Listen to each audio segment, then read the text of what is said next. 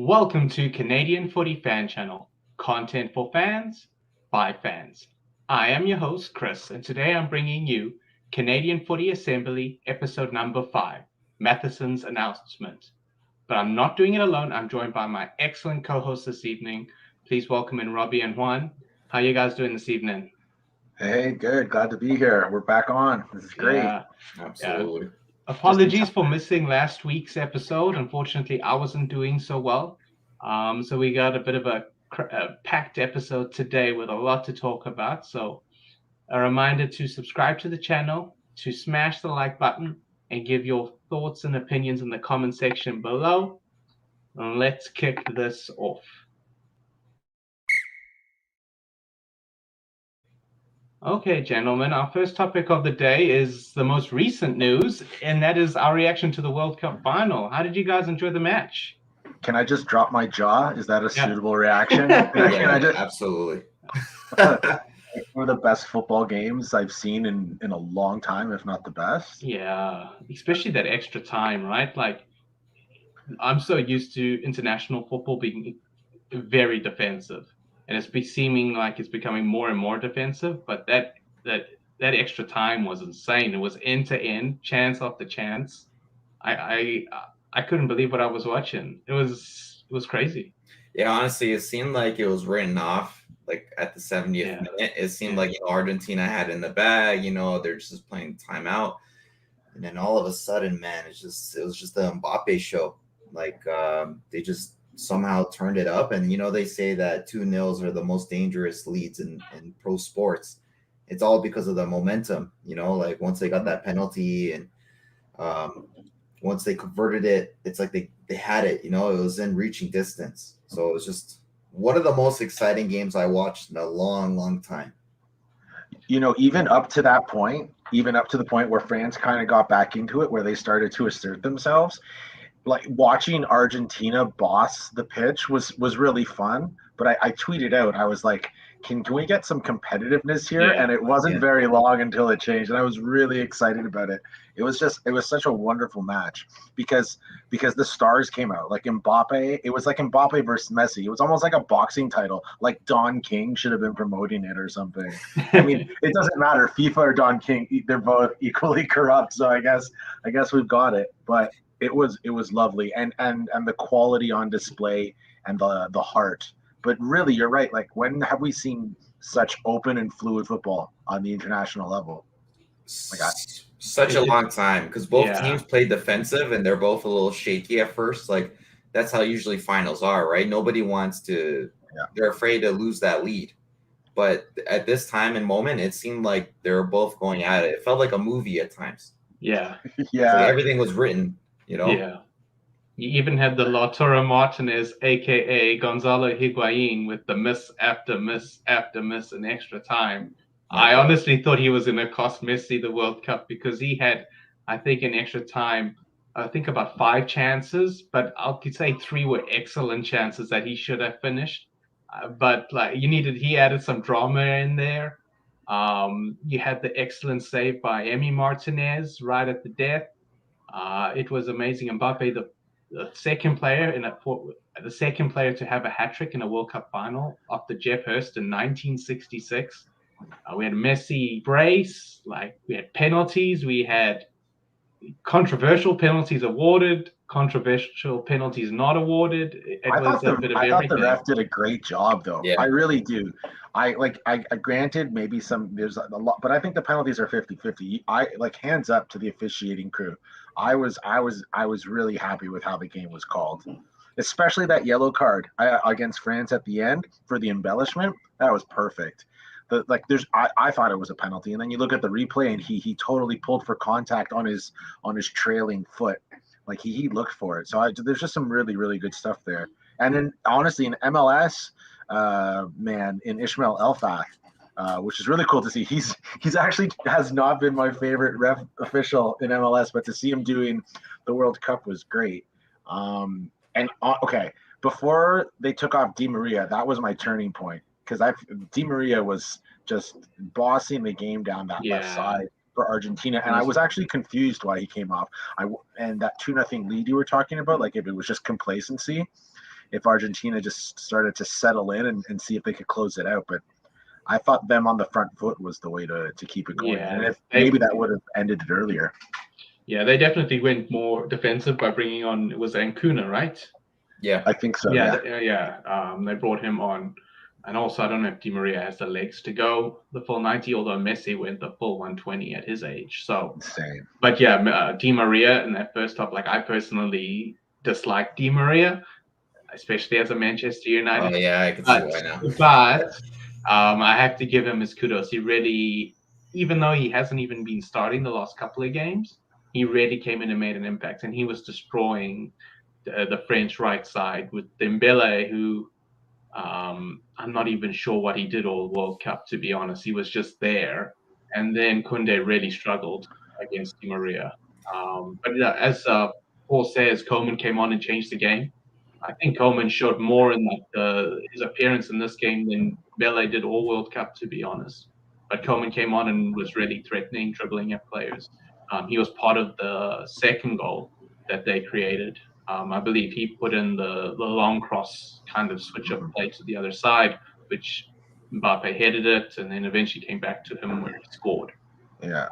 But yeah, is this the best World Cup final ever for you guys? Oh yeah. Remember any? I remember like some epic tactical battles, which I appreciate. But when it comes to pure excitement, this has to top the list for me.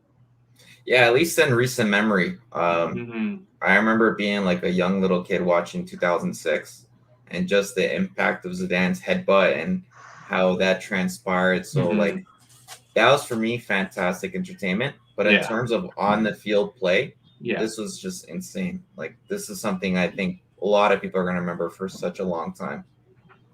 Yeah, I don't know if anybody's gonna, and it might be a momentous occasion, especially with regards to Messi. A lot of people saying this is where the debate ends. I'll be honest, I prefer Cristiano Ronaldo. That's never going to change, but I can say that comfortably, while also saying I think Messi, by winning this World Cup, has achieved more than Cristiano Ronaldo in his career. 100%. But Messi has never played for a team that I support, so it's going to be difficult for me to put him over personally for a player that did. And then also, I think it also ends the debate, the Maradona versus Messi debate, simply because I think they've achieved very similar internationally, but club career-wise, obviously Messi far superior, in my opinion. I think there's more opportunities for Messi though in the modern game too. Yeah, this is true. Right? Yeah, this is true. But then Maradona's career ended early by some of his own choices, right? He could have had a longer career, but he made certain choices in his own life that affected that. And unfortunately, I had to kind of have to hold that against him, especially if I'm going to prop up Messi for his longevity, right? Well, I mean, like, GOAT debate aside, he's accomplished a lot. But I thought what was really beautiful, I think what was really great, watching the team come around Messi at the end and see how much it meant for them to win it for him. And I mean, there was obviously talk about it, right? Everybody wanted. I think the world wanted the World Cup for Messi, and to see how much his teammates wanted it for him was I think it was really special to watch. I mean, I was a neutral fan, and it was. Excuse me. And to be honest, it didn't matter who won. I wanted to see an exciting game, but I think we got the fairy tale, right? The football fairy tale, and how lucky was that? So I think it was really special. I think if Mbappe won his second World Cup with a hat-trick in the final, I think that would have elevated him quite significantly. Maybe too much by some people who would have said, "Oh, now he's the greatest of all time, and he's only 23." But a new king is crowned, right? I know. I think we can say comfortably from this moment onwards, Mbappe is the best player in the world right now. I think so, anyways. Maybe Messi can hold on for like another year or so, but like Mbappe is coming for him. Oh, absolutely. I think that just the performances as you have in the international stage, right? Like with PSG, he's not really reached that Champions League quality yet. Yeah. That's what's sort of holding him back because he is doing well in the French league, but it's sort of not that high of competition. He needs a move. Yeah. And he needs to go to Real Madrid. or yeah. Barcelona or Juventus or one of these big clubs. If you stay with PSG or if you stay with Bayern Munich, even if you do have some success on the Champions League level, those leagues, I don't know. I think you need to be one of the top 3 leagues, in my opinion, and be successful to reach that level. I agree. Even at but when you take a look at his resume at the age of 23, it's insane. Yeah, I don't know any player that's comparable. Maybe Pele, but then again, like Paul said, it's hard to compare eras because obviously we're comparing the French league to the Brazilian league, how it is now. But way back when in the 60s, the Brazilian league was a bit different with regards to its level of play. Even the general world game now too, right? Mm-hmm. Right. Just we're talking about playing more with wingers. Number 10s aren't as used anymore, right? So it's more of a team game now too. So a different type of player rises to the top.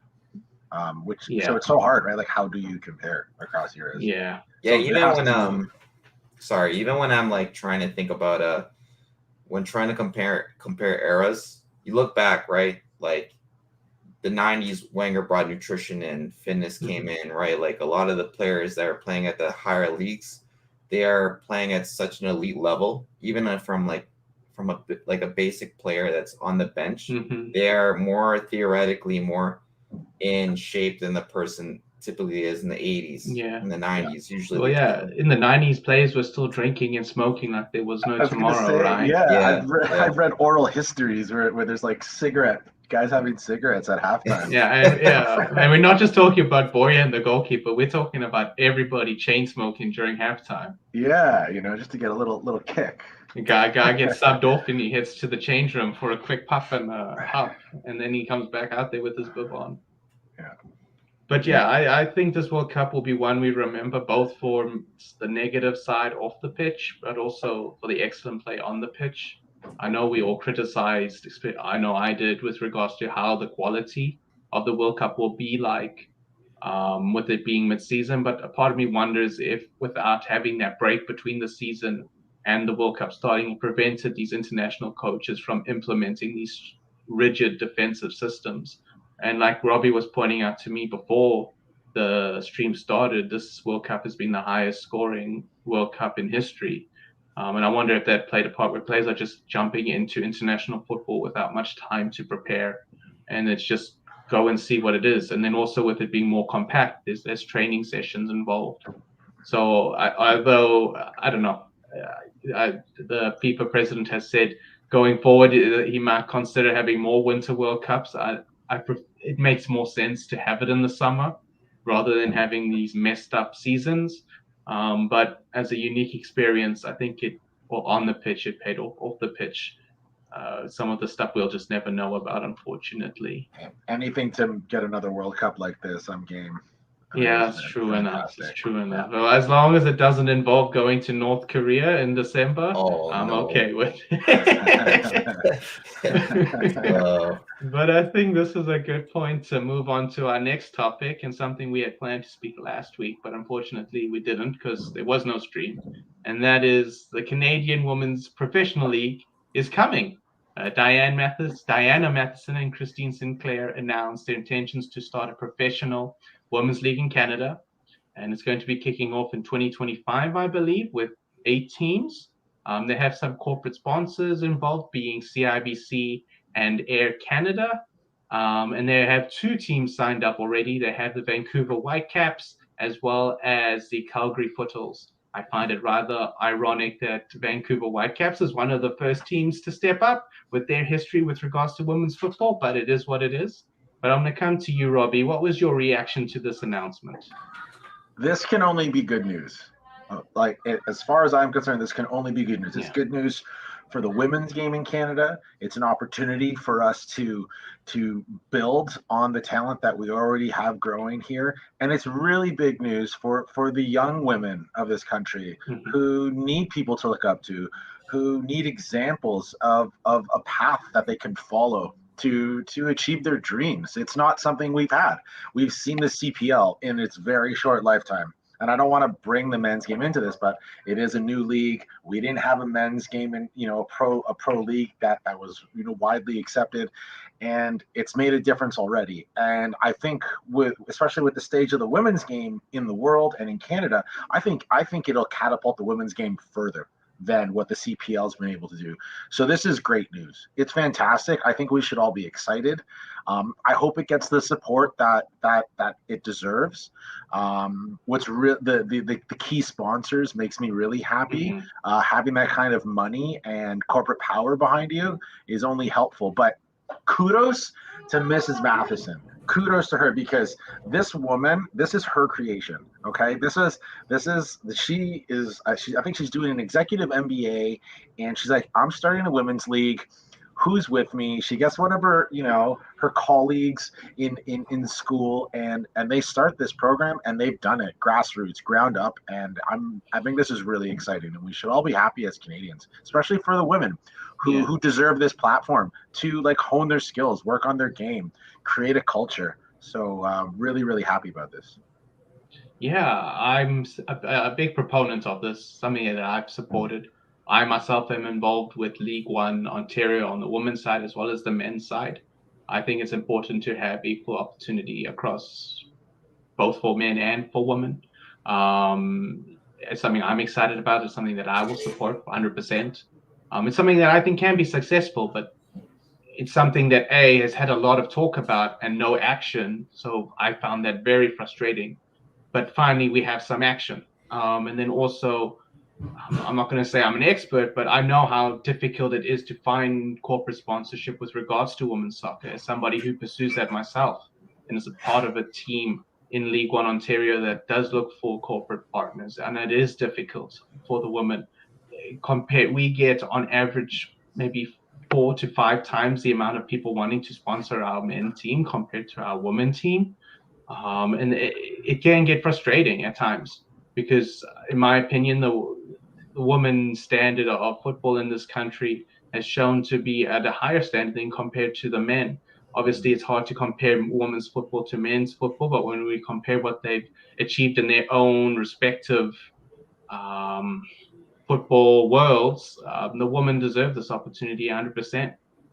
It was being pointed out to me that once a Canadian young woman graduated from university at the age of 22, if she wanted to play soccer in Canada, her only option is semi-professional / amateur football in League One, if she can't find somewhere else to go.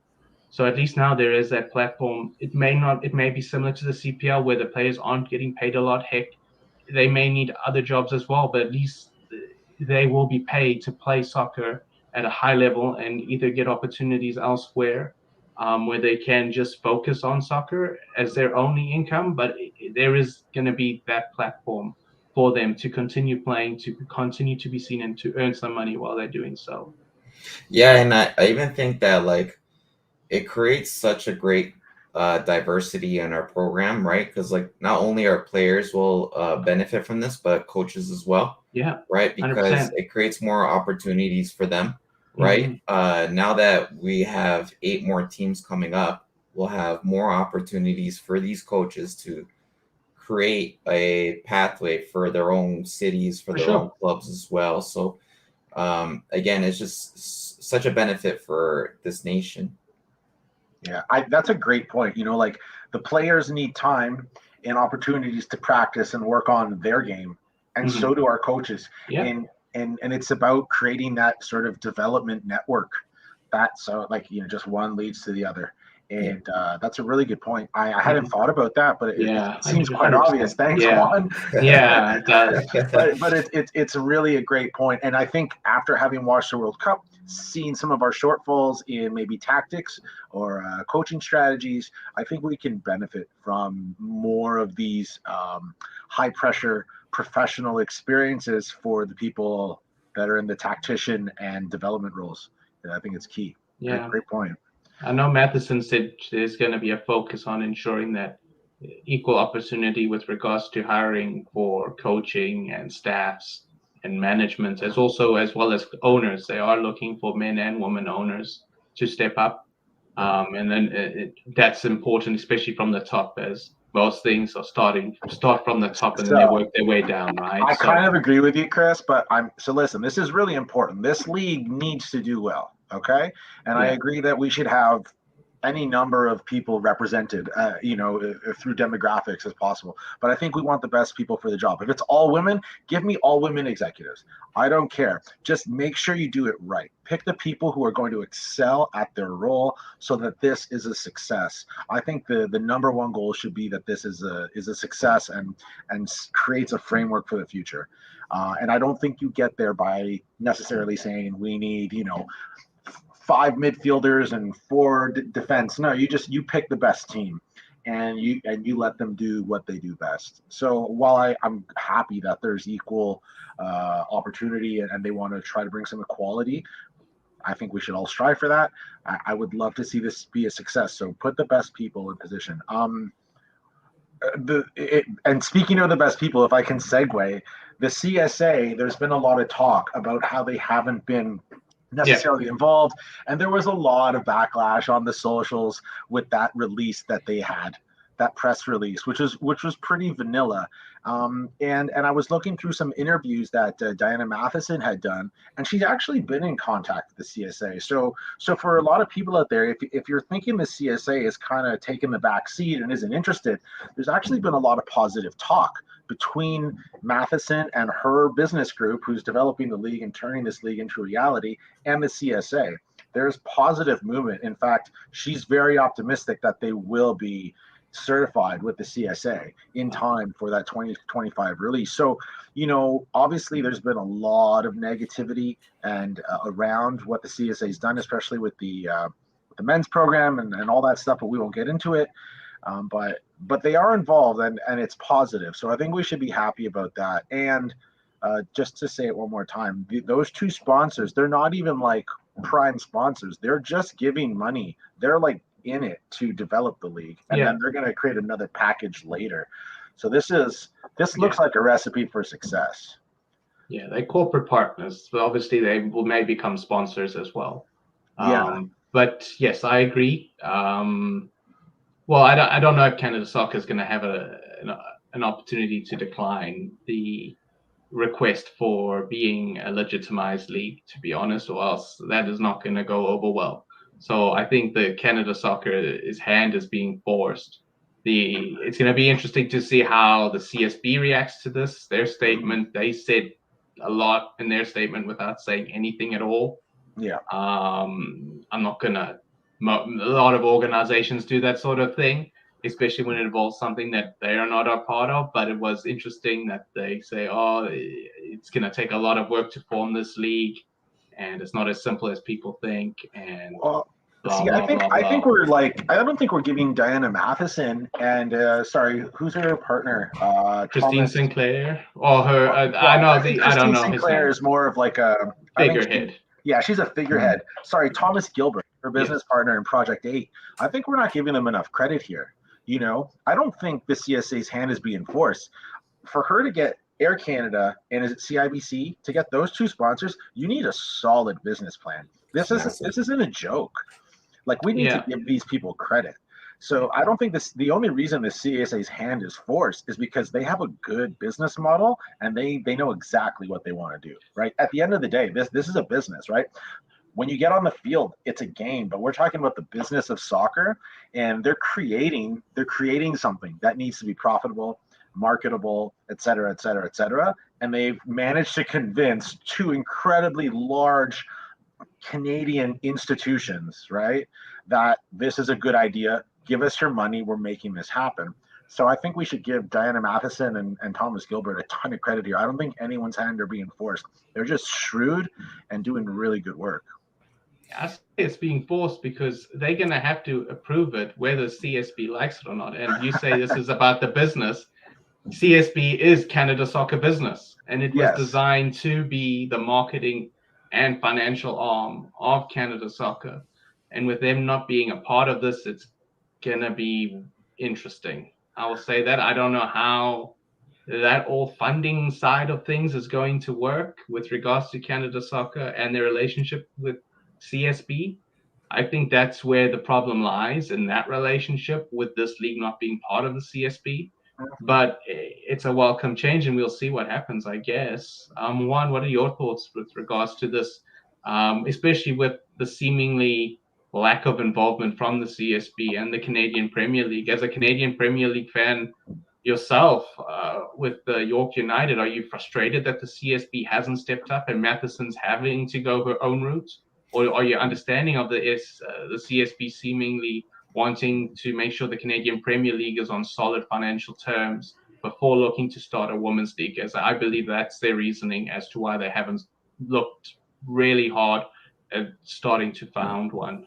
Yeah, it's a little bit of both, because I can see why Diana Matheson took the bull with the horns, because if she waited for all those for agreements and worked with the CSA, maybe we wouldn't have got a women's league by 2025. No, you know, I don't think so.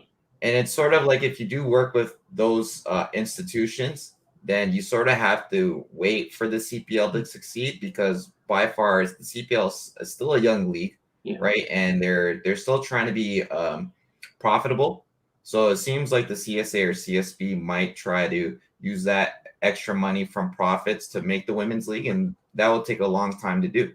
So I'm happy for her to do that, because it is something we definitely need in this country, and we need it ASAP, right?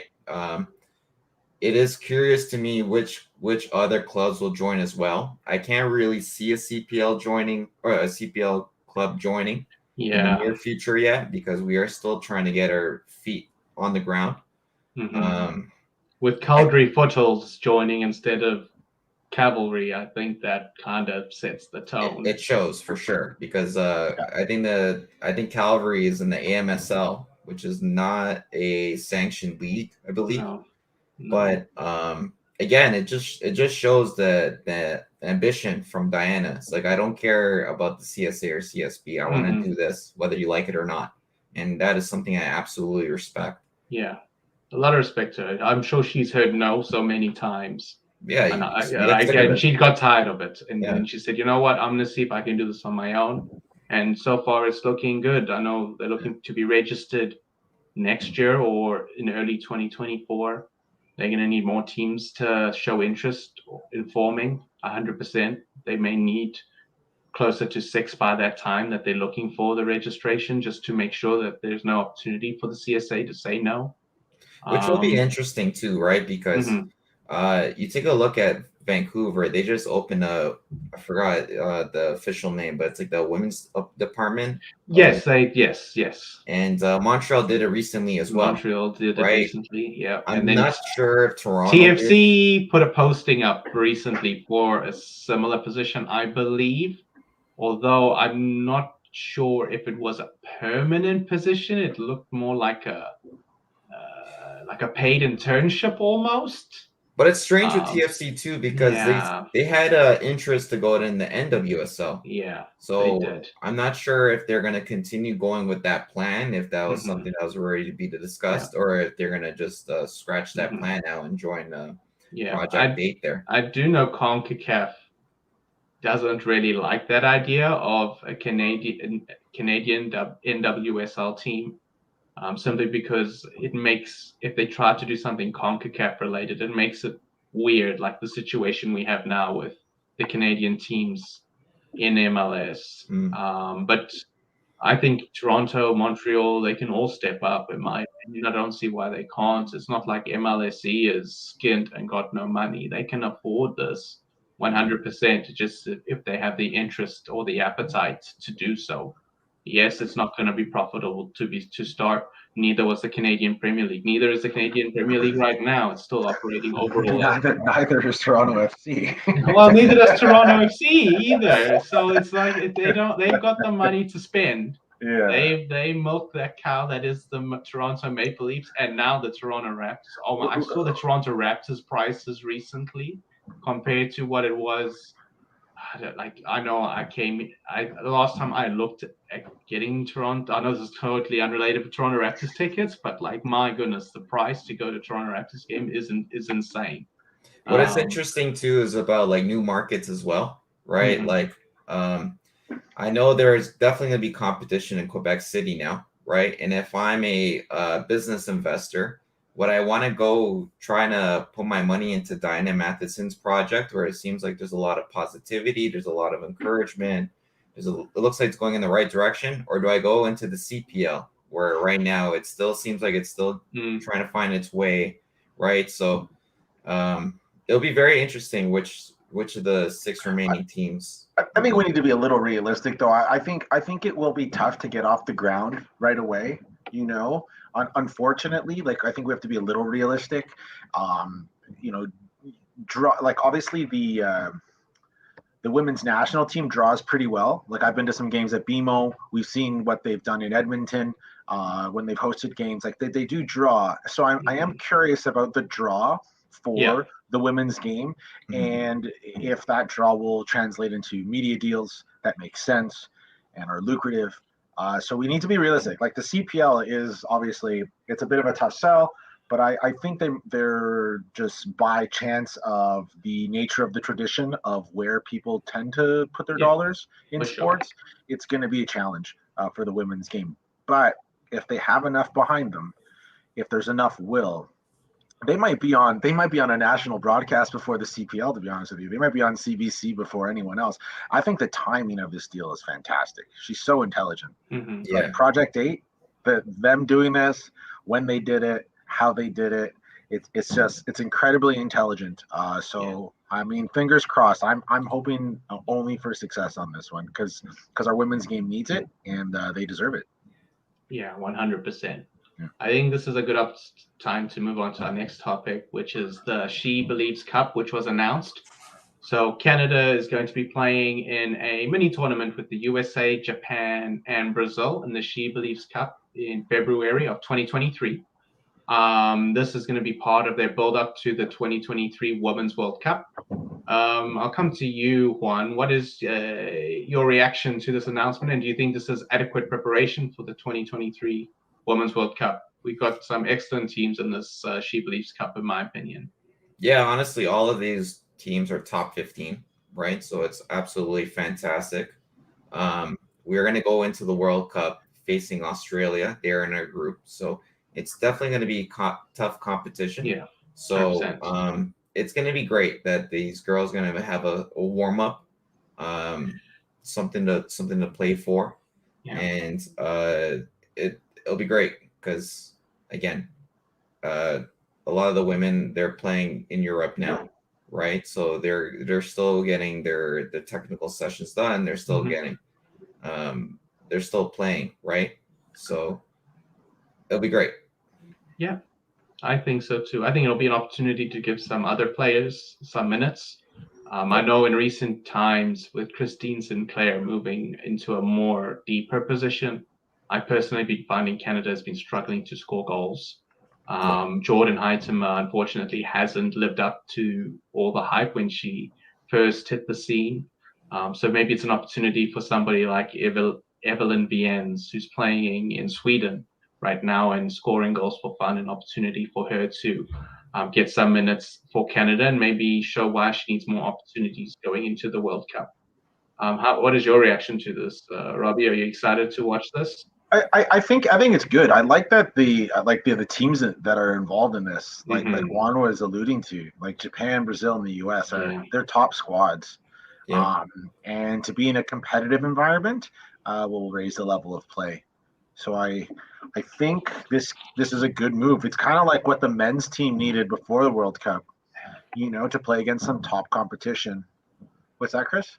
No, my chair was way too low. I was like, oh no, did I say something wrong? No. I just realized. I was like, wait a minute, why am I so low? I'm like nearly sitting on the floor. And I'm like, oh, that's why. But you're right. The USA, Japan, Brazil, all good teams, all great teams, in my opinion. It's like our preparation to the World Cup, besides Uruguay, and then right at the end wasn't the greatest, unfortunately. Yeah. Once we had qualified, like this for the women, I think is excellent. Yeah. And match that up with a domestic women's league, and we're just like, the sky's the limit, though, right? I know. That's the recipe. Excited. Yeah, I'm it's excited. great. The Women's World Cup in 2023. I'm really excited for it. I'll be honest. It's probably in my lifetime the first time I'm equal excitement across both World Cups. I don't know if that's partially because of my involvement now with the women's side of the game, where I didn't really have any exposure to the women's game besides watching the occasional Canada game play. In my home country of South Africa, women's football is not really a thing, to be honest. We did have a national team in Banyana, but like nobody watched it or anything. But in Canada, the game really is on a completely different level. So I'm really happy it's progressing. Yeah, even with the women's team now, the expectations are definitely going to be They're high. high. Their goal is to go and win it, right?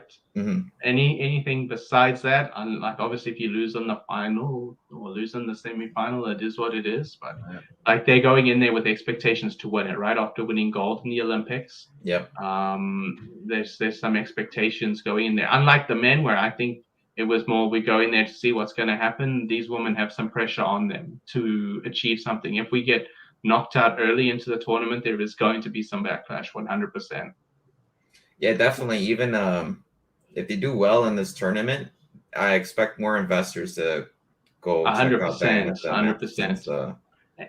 I just like that there's so many eyes on it, just even being around like friends and family. Like I was watching the World Cup, and just as a little personal anecdote, and there's the nieces, nephews, but mostly the nieces are like, when do the girls play? When are the women playing? And people, and they're looking forward to it. And I don't know if you could say that too long ago that people are looking forward to this. I've just started falling in love with the women's game myself. Me right? too. Like I, to be honest, the way I've seen it grow in the European leagues, the game has actually, like, the level of play has grown so much, and that's what I'm watching for, right? Like I obviously support and I want women to be able to develop and have all these opportunities, but as a fan, I'm looking for that level of play, the tactics, the skilled shots, the volleys, the passes, the dynamic movements, and it's all there, and it's really, really nice. So I'm becoming a fan, and I'm coming out now as someone who's slowly been falling more in love with the game on the female side. So that's exciting. The transition from being a supporter of the women's game to an absolute fanatic of the women's game. I think that's what it is. You fall in love with it more and more. But let's move on to another tournament. Well, it's not really a tournament. It's more of a collection of friendlies. But we have the U17 men's Mexico camp. So Canada had arranged a camp for their under-17s in Mexico, which is currently underway, as I said. This is in preparation for the U17 CONCACAF Championship, as well as the U17 World Cup, where the U17 CONCACAF Championship is part of the qualifying for the World Cup. Canada beat Costa Rica, depending on your source, either 2-1 or 2-0. How we cannot get a confirmed scoreline for a game, weird. I do not understand, but this is Canada soccer, and it's a problem that persists where they hide all the bloody information and they don't tell you anything. There's no lineups being released, nothing. Maybe that will change for when we play Mexico tomorrow. I don't know, but I don't understand how we don't get a confirmed final score or a lineup. All we need is a lineup before the game, halftime score, and full-time score. Is that too difficult to ask for? Apparently, no, it is. It's incredibly difficult. We're in Canada. Like they'd rather put like poker on TV. Like that's my huge issue with this. Like it's just another example of the Canadian sports media just ignoring something that everyone is obviously interested in. Like when are they going to admit that this is a soccer nation? I don't know when. Right. Like if there was a journalist down there, it could have made a difference. But then there shouldn't need to be a journalist down there to send this information. Canada Soccer should be giving it out. Like a coach can't text the person running the Twitter account like this information. I don't understand. Listen, Canada Soccer has it at 2-1, but I'm going to take the 2-0. Because it's a better scoreline and it's a clean sheet. If I have a choice, let's go for that one. But I think so. I believe Mexico beat Costa Rica 1-0. So I know playing off 2 results and saying, well, then Canada should be competitive against Mexico is a bit of a stretch, but hopefully we keep it a good game against Mexico. If we win or draw, that's a positive result. As long as we don't get thrashed, I'm willing to accept that as well.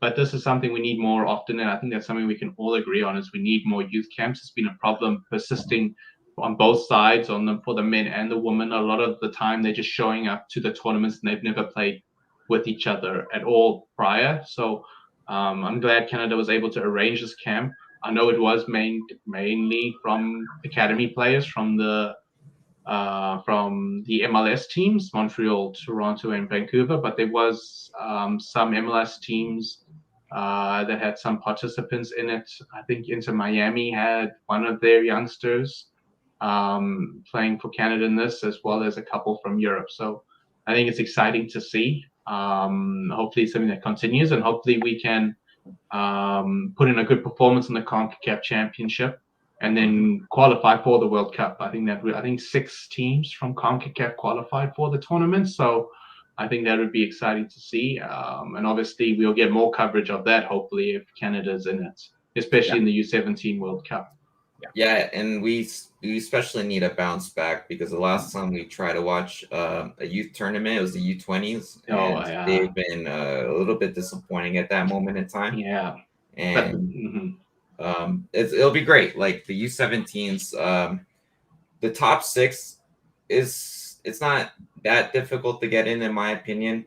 It shouldn't be. It shouldn't be. But it is Canada we're talking about. But it might be. Like, it was 19 players that featured in the Costa Rica game.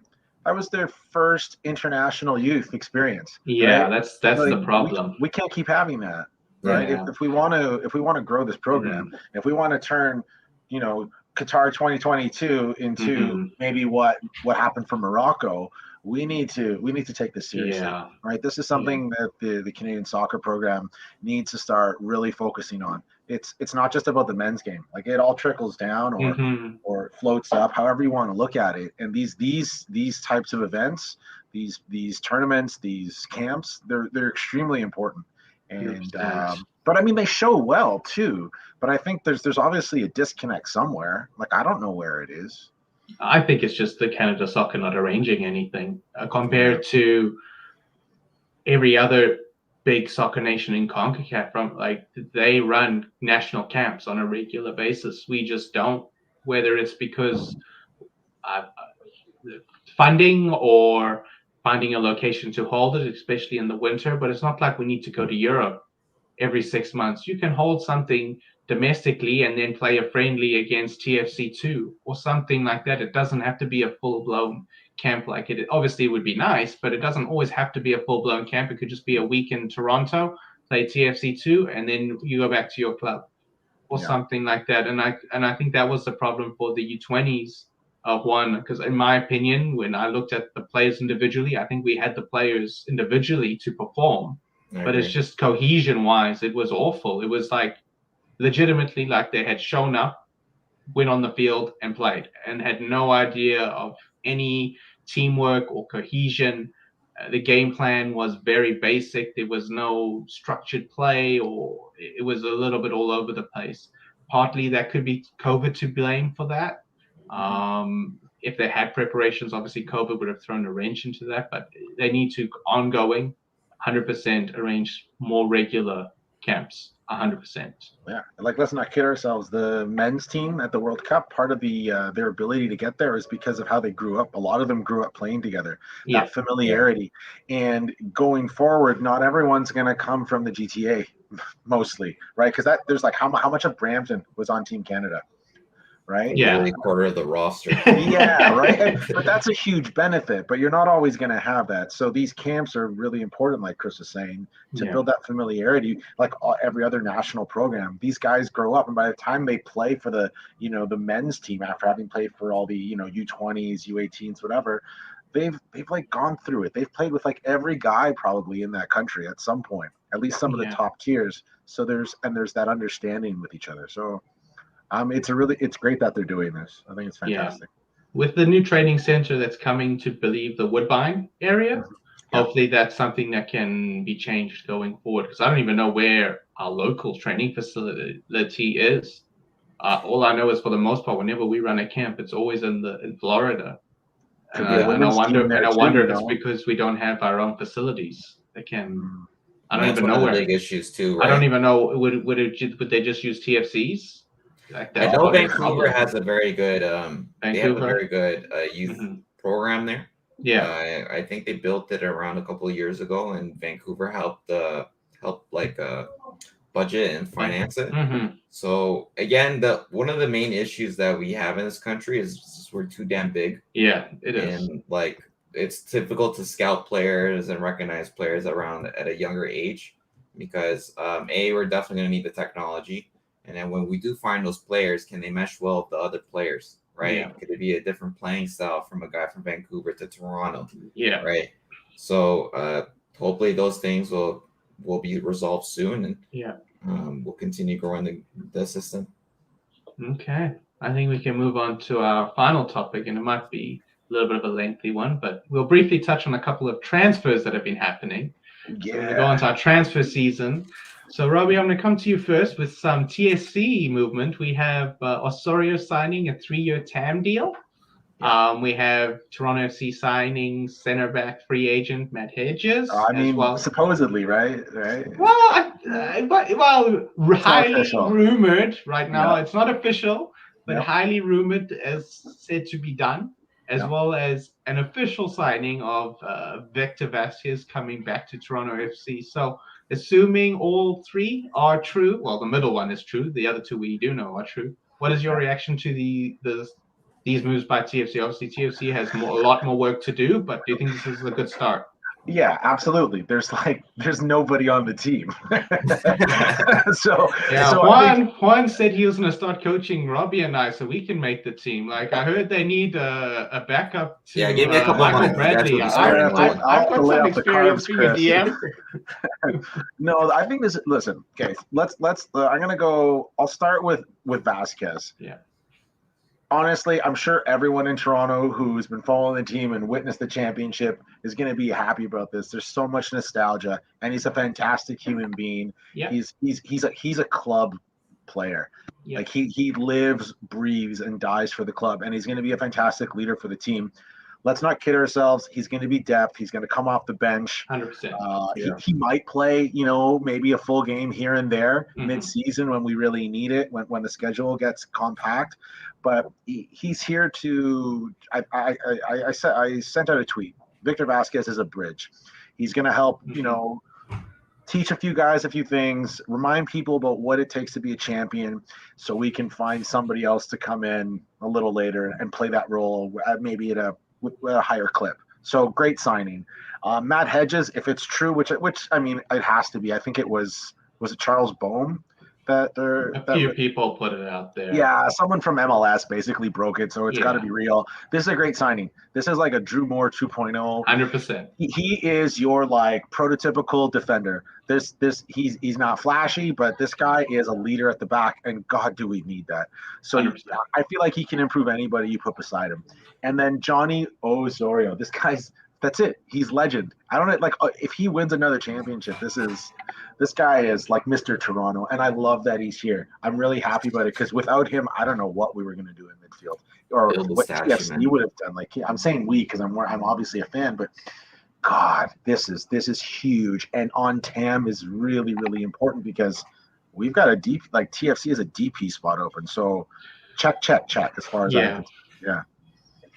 There is rumors that it might start as a DP. I know Michael Singh said he's still unsure, but it all depends. Obviously, if TFC don't bring in the third DP right away, then they don't need to use the GAM right away. They can make him a DP temporarily, but it can be converted to TAM, so there is the opportunity to add somebody as a DP 100%. So Michael Singh actually, he corrected himself. He did? He responded to his initial tweet. Oh, okay, I didn't see it that. Is a TAM deal, and even yes, I think it is a TAM deal. Yeah, the press release as well from Toronto FC stated it's TAM, so it's huge. Okay. Yeah. And Juan, do you have any reaction to these moves? It goes to show what kind of sacrifice Osorio's doing. because like he is a man for the club. He absolutely puts For his sure. heart on the sleeve there. For him to go for a TAM deal and like he could potentially get the DP money, but he's like, I'm gonna sacrifice He a could bit have of asked money for here. $2.5 million instead of 1.5. Yeah. So it's fantastic business for TFC. We all knew that they had their superstars. Now they just need to get role players for them to continue building the squad. And this is a must-win season for TFC. We got a question here, right? We have a question. No Finnish Sports Media. Thoughts on Jaden Nelson and Shaquille Marshall-Ruddy? They're excellent prospects. They're very good squad players. But right now, as starters, I don't know if you can rely on either of them. They've still got a lot more development. I think Ruddy has more potential than Nelson, but I think right now Nelson might be a little bit ahead of Ruddy. But I don't know if you guys have any opinions regarding these two players, but I think they can maybe move on to Europe. They may stay as very good squad players who get minutes, but they won't be starters, in my opinion. No, they're not starter. I mean, you never know, but because they did show flashes and they could show some consistency. But what I really like about these two players, just to address no finish, is that you put these two guys in this club, okay? So Marshall Ruddy's he's gonna be a wing back. Let's just say, because that's where they want him. If he's not a wing back, he's a winger, right? Or an attacking midfielder. All the guys that we have now, we've got Larea, at least for half a season so far. Victor Vasquez, got Bradley, Mark Anthony Kay. If they're going to be wingers, you can look at Bernardeschi and Insigne. Perfect understudies. And this is a great environment for these two young guys. If they do get sold on, great. Take the money and spend it wisely. But these are two incredible prospects, and we're really lucky to have these kind of veteran players around them with great leadership skills to help them get better. So I love like the fact that Toronto has these guys. Great. Like I know we got rid of Prizzo, but these guys are my blue chips for TFC. So it's exciting to have them. Yeah, even with Jaden Nelson, the second half of the season impressed me because him linking up with Insigne, it seemed like him and Insigne had such good chemistry together. So I could potentially see him starting with Marshall Ruddy. I love the guy, but he might become a defensive liability. He is a great player. He sort of reminds me of like Trent, a guy that's very creative on the ball. Yes, but I agree. The thing is too is that now we're bringing center backs in, right? We're bringing in Matt Hedges. He's how old? About 32. 32, and then if we pair him with another speedy center back, they might be able to cover for Rudy if he's moving up on the field. Again, I hope the best for them in Europe if they get trials in Europe and attend to a lot of those clubs, because I know they had similar training sessions. I think Rudy had training sessions with Liverpool and Arsenal. So you can see the potential there. It's just depending how they'll fit in Bob Bradley's system. I think Nelson fits the best. I agree, especially because no matter where Bob Bradley put Nelson in a couple of different positions, wing on both sides as well as in the midfield, and he trusted him. And to me, if you trust a player to play in the midfield when TFC was struggling and showed a lot of faith, he could have easily have asked Bernardeschi to come inside to play in the midfield, or maybe Insigne to play a 10, or he could have done, or Richie Larea to play midfield when TFC had no options. But no, he decided to throw Nelson in there. And you're right, Juan, Nelson did when he was playing that like dual 8/10 role. He looked very good linking up with Insigne. That was something exciting. I don't know where both players end up position-wise in their career. Both of them, they're very flexible with their positions that they can play. But like Robbie said, I'm perfectly fine with them to stay. I'm perfectly fine for them to move on. I understand their decisions with both. I just hope TFC doesn't hold them ransomed for some unrealistic fee. I don't need Bill Manning going on about 25 million price tags. Like that just was, he didn't have like that. I try and defend Bill Manning where I can, but like that comment was so unnecessary. It put way too much pressure on Marshall Ruddy. and put an unrealistic price tag on him. It was silly. We don't need that again. Transfer market value, say. Hey, it seems to be the guys up in charge of these Canadian teams are really good at ruffling feathers, though, eh? Yeah. I mean, especially what's going on in Montreal too, right? So, yeah. But yeah, that's right. Well, talking about ruffling owners or upper management ruffling feathers, let's move on to Montreal, who have Wilfred Nancy leaving the club and joining Columbus Crew after a bit of a bust-up with Joey Saputo.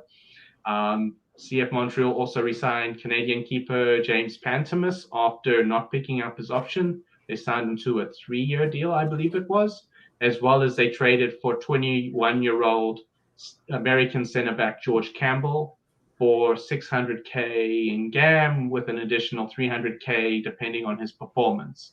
How are we feeling with CF Montreal right now? In my opinion, they're going through a complete rebuild. They've lost a lot of players, and now they've lost their coach. Yeah. I know the squad look, but I just love Montreal's scouting of young guys. They really know how to pick them. Even just re-signing Pantemis, there's just so much upside there. And the 21-year-old they picked up, where did he come from? Atlanta. Campbell came from Atlanta. Like these are great pickups, but they're in rebuild mode. And Columbus scored because I think Nancy is just he's been impressive. Yeah. And he's what you want, like in an MLS coach. He really he understands the game and he knows how to work with less. Yeah, I think he got the most out of that Montreal team, to be honest. But you would think Montreal would want to take the next step after making this first step instead of making this first step and then taking 2 steps backwards. A bit of a strange one. Like they finally seem to be like an MLS contender. You'd want them to build on this.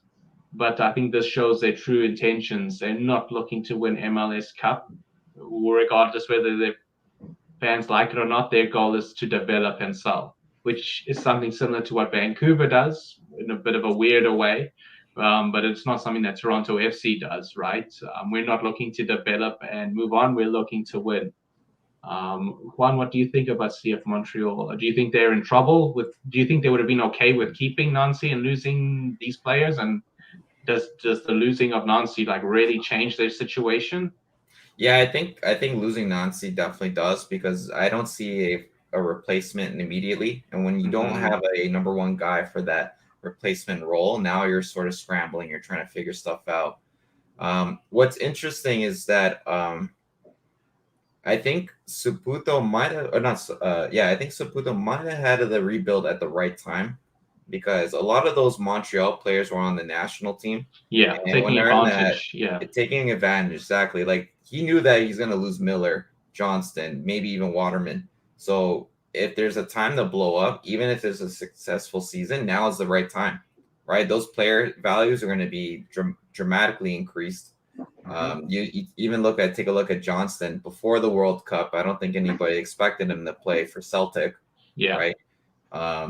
So it is interesting that he picked a 21-year-old center back. It sort of shows that what direction he wants to go to. Yeah. 100%. And he had several players to play in the CPL as well. They lost Mihailovic, so they're bringing back Sean Rea. Yep. I think Prifa Yao was on their team, but now he's in Vancouver, so that might have been a big loss. That one I still don't understand, especially because it looks like they're going to be losing all of their back line.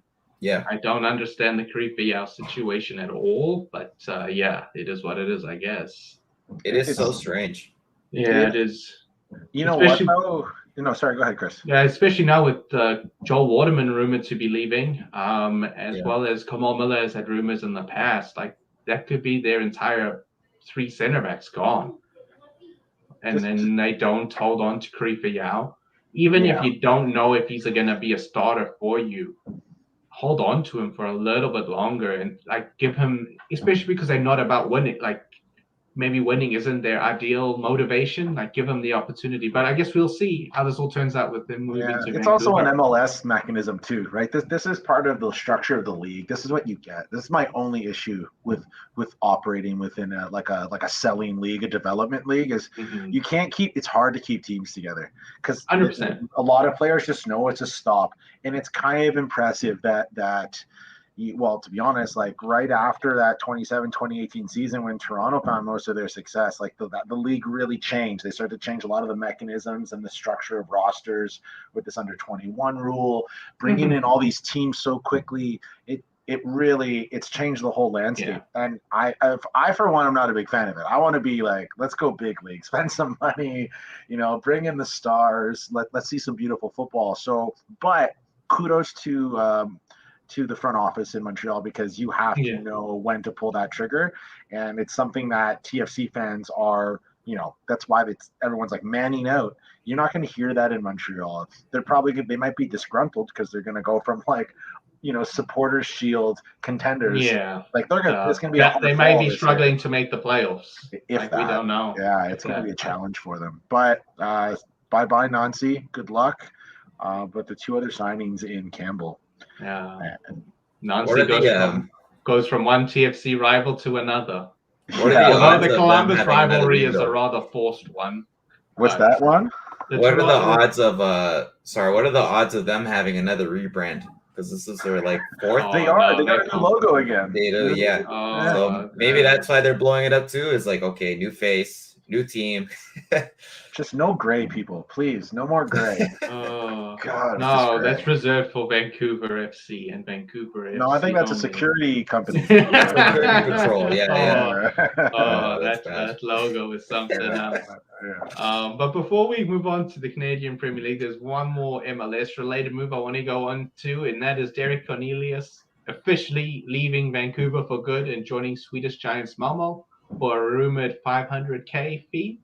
I'll come to you, Juan. What is your reaction to this? I think Cornelius was rather demanding that he leave after his treatment in Vancouver, but do you think he found a good landing spot?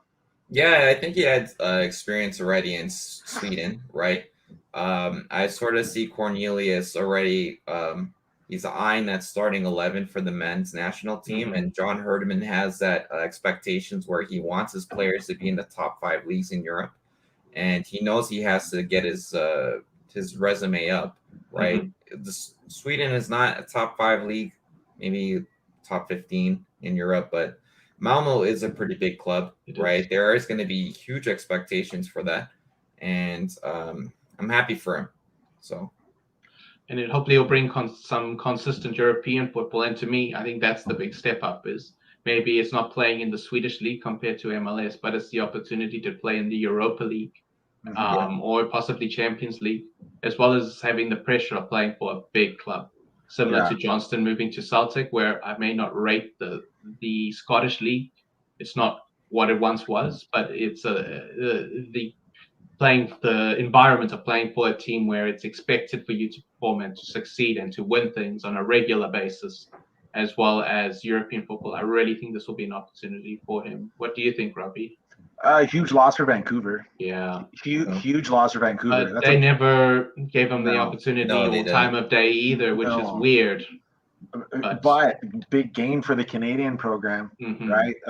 Listen, one of our weak points on the men's national team was our center backs. Yeah. And Cornelius is part of the future of that position. Yeah. So, like you said, if he can get some Europa League experience, if he can compete for a starting spot, that's what you want, right? And he wasn't getting that opportunity. And I think Vancouver, there's a big miss there. So they're probably going to be ruining this one a little bit. Definitely not. I was actually going to click on this one. Derek Cornelius is that guy but you've never actually ever seen him play. I have seen him play for Canada. I have seen him play for Vancouver. I have seen highlights of him playing in the Greek league, but trying to watch full games in the Greek league is not the easiest task in the world. I don't know who No Finish is, but I do appreciate their input today. It's been nice seeing some of that stuff Hey, down No there. Finish is that guy, man. He's Thank you yeah. very much. Yeah, keeping it fresh for us. Okay, we're going to come to Juan for the next player to move a transfer. It's a player close to his heart, and that is Dominic Zator moving to Corona. Man. I believe it's Corona Kalce in Poland. They're a team that is struggling at the moment, but the Polish league, although it's not at an elite tier, I think it's a respectable tier in Europe. What was your reaction to this? Now, how proud are you of Dominic Zator to find a spot in Europe for him? Yeah, honestly, I'm proud of the guy. You know, from playing from Calgary, you know, having his family from there and come to York. He was like arguably one of the best defenders we had in the CPL. Yeah. From him, the transfer to Poland is great, right? For him to go to a club that's struggling goes to show what it means to him to try to be back on the national team, because he was part of the squad in 2019. Yep. He has ambitions to go back. He's like what Robbie says, he sees where the weakness is in the program, where our center backs are starting to age now. But yeah, I think like right-sided center backs is the position that we most desperately need players to step up in. We've got the three with left-footed center backs with Miller, Cornelius, and Kennedy.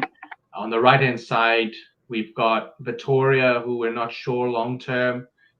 Daniil Henry, although he has signed for was it Minnesota? I believe we discussed it last time, but maybe we didn't. But that's another one we could have touched on. Is good on Daniil Henry finding a club in the MLS with Minnesota. Hopefully he gets game time. I was skeptical whether he would find an MLS team, but hopefully he can get an opportunity to play there. He's also on the right hand side. Then you've got Joel Waterman and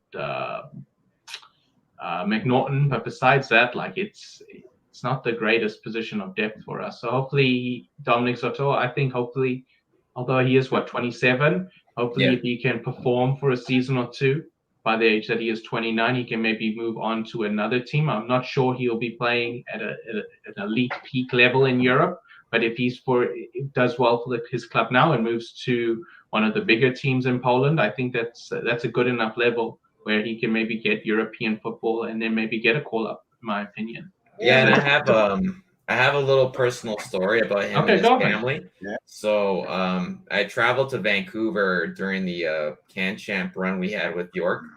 You know, so it was me and another friend Tibor that were in like the supporters section at BC Place, right?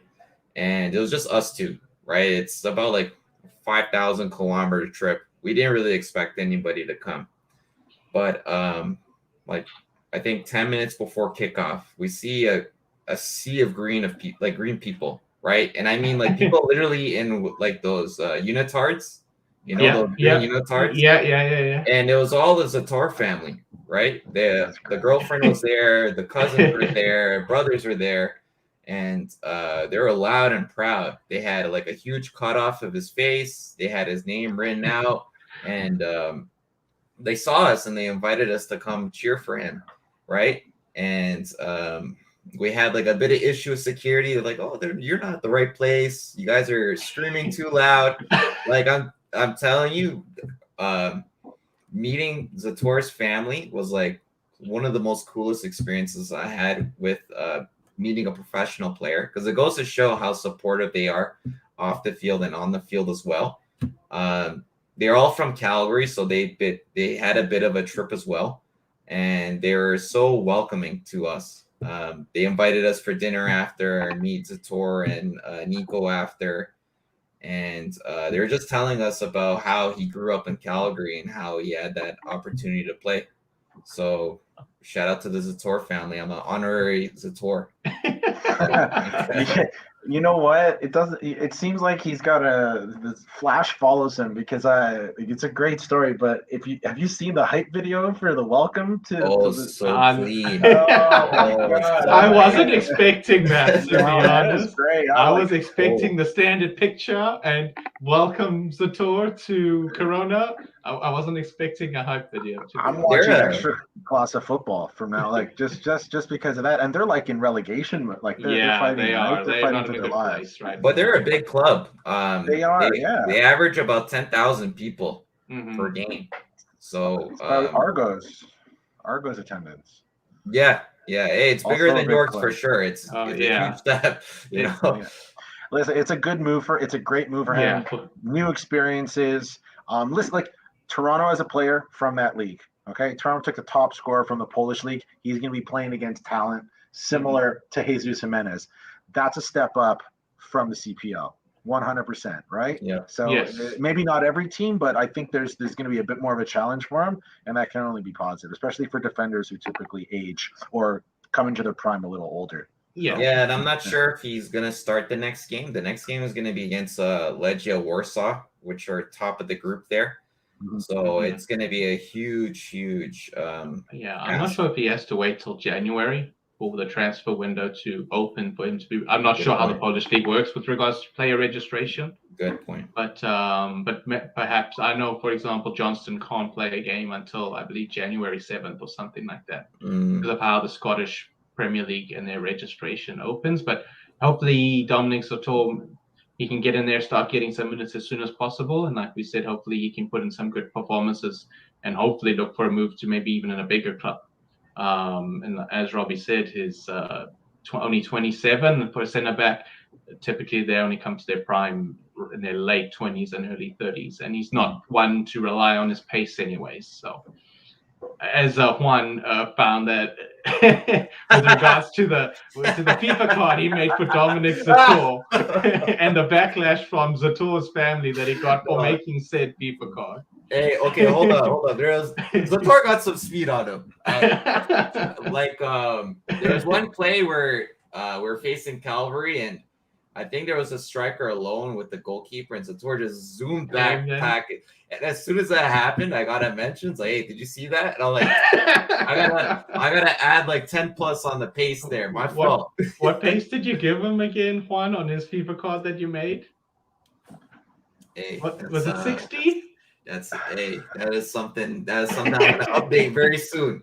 I don't think Vittoria is that far away from that anyway on his actual FIFA card. No. Well, we'll see. Yeah. So the final transfer we're going to touch on, and it's actually one inbound to the Canadian Premier League, and that is Thiago Coimbra, aka Canada, has left Brazil and has signed for Halifax Wanderers. So most of us would have gotten to know Canada from his time with the Canadian U20s, where he was more a bit of an impact sub.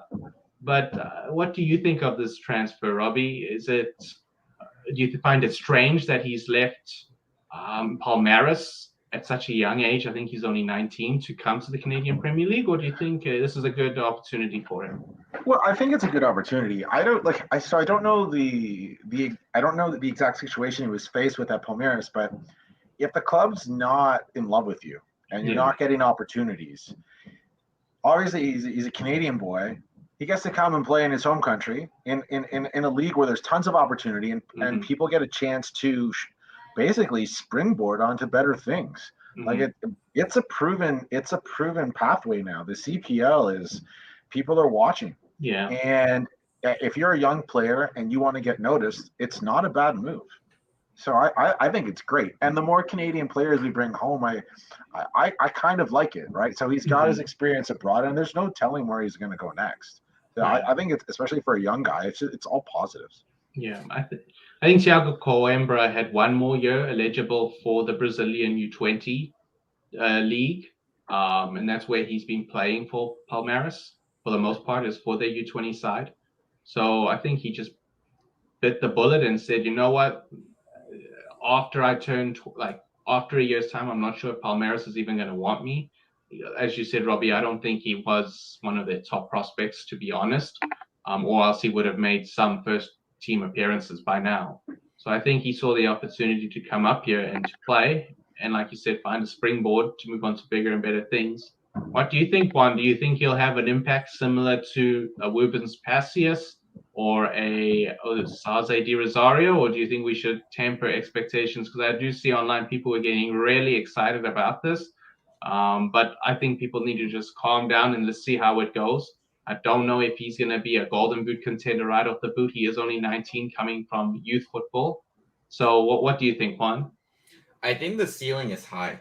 I think if you look at Halifax and what their vision is, the hiring of Patrice Belter from Vaughan as a head coach is very interesting, because if you look at the players that was under his regime, or his, not regime's not the right word, but under his supervision. I like regime. This regime. I'm making my regime. Players like Alistair Johnson, I think Kamal Miller, Tejan Buchanan, all played under him at Vaughan. And I think Canada, or Tiago Coimbra. Tiago Coimbra. I think he saw that, and he's sort of saying, like, this guy can get me to a different level compared to Palmares, right? So exactly, yes. No, thank you, no finish. Yeah, Patrice Geyser is actually an incredible coach. It's a huge step up, and I think that the player got sold to that. I wouldn't say top golden boot score for the first season, but again, I picture him to do pretty well for Halifax, especially that they've removed a lot of players. They're bringing a lot of youth in. Again, I think Halifax will be very good under him, and honestly, I expect them to be dark horses in the league. Yeah, I think they signed him to a 3-year deal, so this isn't a short-term move. Especially 3-year deal in the Canadian Premier League is like unheard of almost, where most players get a 1-year or 2-year deal. So I think, like you said there, I don't know if he's going to hit the ground running and be Osaze Di Rosario, but I think long-term there's a lot of potential in there. No Finish Sports Media says he's heard that he wasn't really rated amongst the U20 players. But that's difficult to say because the camp was so short and the players was their first time ever coming together. It's hard to judge a player just simply based off of that. I would expect Lowell Wright to be better than him, but then Lowell Wright is playing at an arguably higher level, right? He signed with Vancouver. He's playing for Vancouver in MLS Next Pro. And I think we can all say MLS Next Pro is a slightly higher destination than the Canadian Premier League, just by the movement from players from the Canadian Premier League to MLS Next Pro. Obviously, if Coimbra would like to eventually do something similar to Lowell Wright or move to Europe or wherever he wants to go. But I think looking at him from a physical point of view, as well as have to assume his technical skill from playing in the Brazilian youth system is of a higher standard than he would be if he was playing, for example, in League One Ontario. So I think this is an exciting move. I'm excited to see how he plays, but I just think people need to temper their expectations. People were hyping him up as, is he going to come in and be the best player in the Canadian Premier League? I think we just need to calm down a little bit. Yes, he's coming from Brazil, but let's calm down a little bit. I would say, though, if I had to guess how many goals he would score next year with Joao Morelli, because Joao Morelli is coming back from an ACL tear, so he might need to play under that. I would expect maybe about 5 goals. Yeah. I can picture this Halifax team being very attacking. And I think that's something that Halifax fans are begging for. Under Stephen Hart, they were very defensive. They lacked a lot of cohesion. So again, I think I expect at least 5 and maybe a couple assists. So yeah. I'm not too familiar with the player, but knowing how Vaughan did last year, I'm very excited to see them play. Yeah, I think like Tiago for sure will get opportunity to develop while he's playing in Halifax. He just needs to take that opportunity and make the most of it. Does anybody else have anything to add or any other discussion points? I don't think. You know what? One thing. Okay. World Cup's over. I am so excited. I am so excited that we can start looking at what the clubs that we follow in Canada are going to do. I'm waiting for a ton of MLS moves. I want to see rosters getting filled in the CPL. York United's done some stuff. We got the new Vancouver Football Club. So there's a lot of exciting stuff. There's going to be a ton of moves, and I know we'll be covering it all. So I'm just excited about that because, I mean, the World Cup was honestly by the end of it, because you're watching so much football. Oh yeah. You're watching so much football, and by the end of it, I'm like, I just want the final. And the final delivered, and everything was great. So let's go now. Like I'm really excited for club football, and especially with all the transfers we just talked about. I'm excited, and I hope everyone keeps listening because we're going to be on that, and I'm looking forward to talking about it with you guys. For sure. I know Robbie has something special planned with regards to MLS teams and the moves that they've made, as well as potential moves that they need to make. So stay tuned for that in the coming weeks. But I think that's going to wrap it up for us today.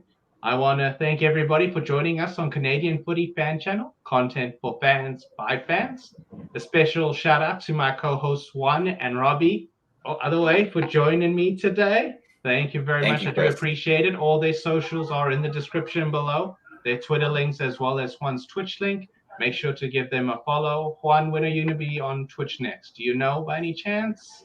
So now that I'm taking a coaching break for the several weeks we are delaying because of the holidays, I'm trying to do a marathon. I'm probably going to regret it later on. Okay. But I'm going to start Tuesday. Okay. Tuesday. Okay. I'm going to try to continue Ultimate Team, maybe continue my career mode where I'm trying to sign former CPL players as well as Canadians.